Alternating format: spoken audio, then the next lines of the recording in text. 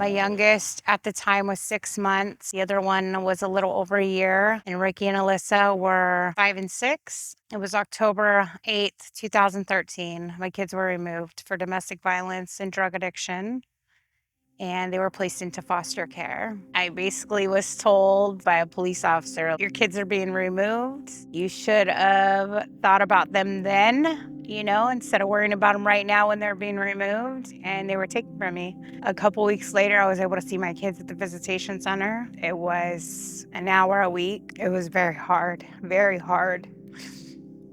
My kids were placed into all different homes. My 2 youngest, the babies, of course, you can find a home for them easily. Ricky and Alyssa were placed in the same home. He was in there with her for a couple hours. He wouldn't come out from under the table, so they moved him away from his sister and out of that home. My son was then placed in another foster home. He would come to the visitation center and he would tell me the foster dad was being mean to him. It was little bits and pieces here and there. My son has autism, so now that he's older, he could speak more. You get this guilt and you can't take care of your child and you're worried about him constantly, but all you can do is pray and hope that things will be okay, and you don't want to harp on your 1-hour visit about what's going wrong because you don't want to be judged. You want them to see you grow.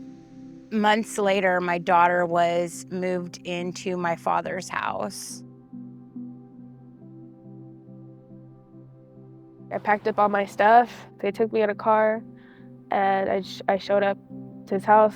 It kind of felt strange. I was in this new place. Like, he had his wife there at the time. Like, I didn't know who she was. I was able to communicate with my father about her day-to-day life. He was able to tell me what was going on with her. When she was in that home, I was relieved. In foster care, I didn't really have as many privileges as I did with my grandpa. Because she also had 3 other children that she just took in, and it was just a lot. But with my grandpa, I felt more relaxed, more home.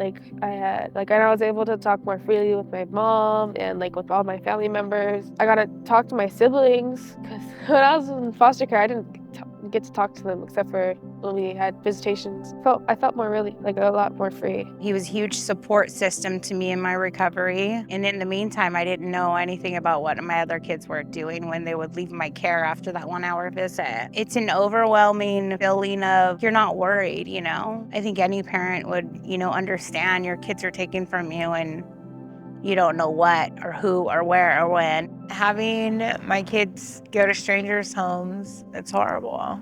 I don't even remember really talking to Ricky, and the babies were little. I didn't talk to them. But with my daughter, I knew what was going on in her life. I had more phone calls. Her being with my dad felt really good. Kin first culture and child welfare is important because the kid has a connection with the family. Whether it's a family friend or a family member, your kid is going to always be able to know about their parents, where they came from, anything that went on in their life before the removal. My daughter was able to hear my dad tell stories to her every night. It's just so important. The sense of relief, the feeling of being loved, your child is loved, they're being cared for, they're heard. My dad was able to give that to her. I wish it was for all of them.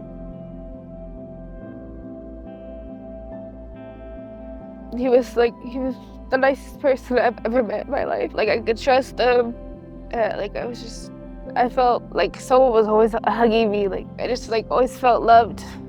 And it was cold, and then it was warm, When my mom tried to get my 4 children, she lived in a 1-bedroom apartment. She couldn't get my kids because there was 3 boys and 1 girl. She was told that the boys had to have their own room, and my daughter had to have a separate room, and she could not sleep in the living room. There was no follow-up. It wasn't a huge practice then. There's so many different resources now. What I see on the other side of the system, I see kids coming into care, not being placed with family members. I see them being placed with family members. And I know from the inside what that looks like for a child. Before I became a social worker, I volunteered as a parent partner. I see it all, I'm the person, if they don't find the home, I'm the one finding the home. It's important for social workers to go for family first. It's important for them to ask those questions at detention. We're not just cases. It's important for kids to go with family. I think there's better outcomes for reunification. There's better outcomes for the future of this child, for their mental health.